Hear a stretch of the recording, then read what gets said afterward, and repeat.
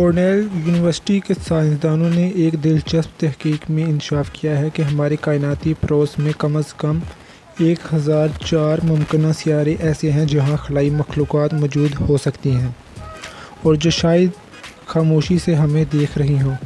اس مقصد کے لیے انہوں نے ناسا کے ٹرانزٹنگ ایگزوپلینٹ سروے سیٹلائٹ ٹیسٹ کے مشاہدات سے استفادہ کیا۔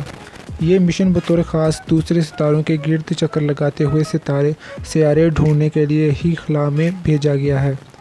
پچھلے 2 سال میں یہ مشن 74% آسمان کا مشاہدہ مکمل کر چکا ہے۔ جب ہم کسی سیارے کو ستارے کے سامنے سے گزرتے ہوئے دیکھتے ہیں تو اسے عبور یا ٹرانزٹ کہا جاتا ہے۔ اس کے نتیجے میں ستارے کی روشنی چند گھنٹوں سے لے کر چند دنوں تک کے لیے تھوڑی سی کم ہو جاتی ہے اور پھر معمول پر واپس آ جاتی ہے۔ ٹرانزٹ کا اصول استعمال کرتے ہوئے ہم اب تک دوسرے ستاروں کے گرد چکر لگاتے ہوئے ہزاروں سیارے دریافت کر چکے ہیں۔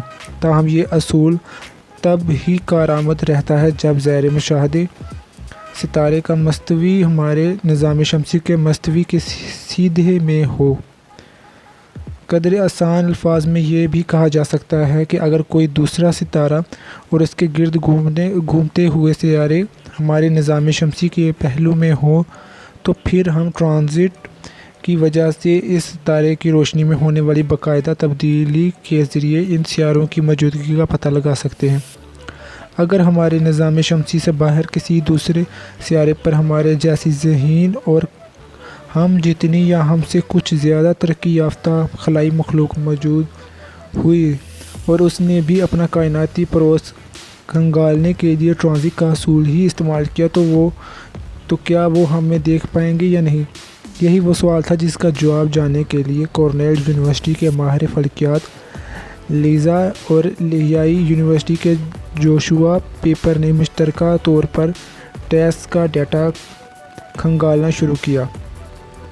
انہیں معلوم ہوا کہ زمین سے 300 نوری سال دوری تک 1004 ستارے ایسے ہیں جن میں 3 بڑی خصوصیات موجود ہیں۔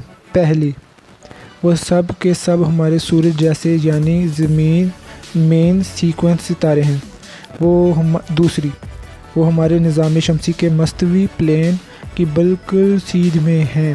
اور تیسری، ان کے گرد متوقع سیاروں پر زمین سے ملتا جلتا ماحول موجود ہو سکتا ہے۔ ان تینوں خصوصیات کی بنیاد پر ماہرین نے اندازہ لگایا ہے کہ شاید ان ستاروں کے گرد موجود سیاروں پر زندگی نہ صرف وجود میں آ چکی ہو بلکہ بہت ممکن ہے کہ ارتقائی منازل طے کرنے کے بعد ہماری جتنی ذہین اور ترقی یافتہ بھی ہو چکی ہو۔ اگر ایسا ہے تو پھر جس طرح ہم ٹرانزٹ کا اصول استعمال کرتے ہوئے دوسرے سیارے تلاش کر رہے ہیں، ٹھیک اسی طرح وہ بھی شاید ہماری تلاش کر چکے ہوں اور ہو سکتا ہے کہ وہ ہم پر مسلسل نظر بھی رکھے ہوئے ہوں۔ واضح رہے کہ یہ صرف ایک مفروضاتی تجزیہ ہے جسے خلائی مخلوق کی دریافت کا اعلان ہرگز نہ سمجھا جائے۔ بادی النظر میں یہی لگتا ہے کہ ان ماہرین نے اپنے فارغ وقت میں یہ ساری تحقیق کی ہوگی جو Monthly Notices of the Royal Astronomical Society Leeds کی ویب سائٹ پر 20 اکتوبر کے روز شائع بھی ہو چکی ہے۔